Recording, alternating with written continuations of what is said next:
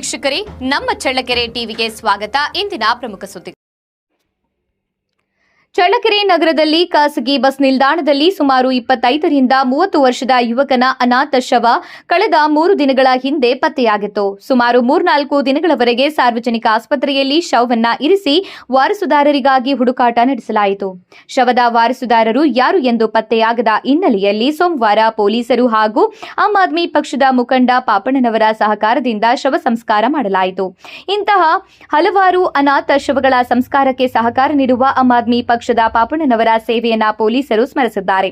ಈ ಸಂದರ್ಭದಲ್ಲಿ ಎಎಸ್ಐ ವೀರಭದ್ರಪ್ಪ, ಮುಖ್ಯ ಪೇದೆ ಮಂಚಣ್ಣ, ಸಿಬ್ಬಂದಿಯಾದ ನಾಗರಾಜ್, ದುರ್ಗೇಶ್ ಮುಂತಾದವರು ಹಾಜರಿದ್ದರು.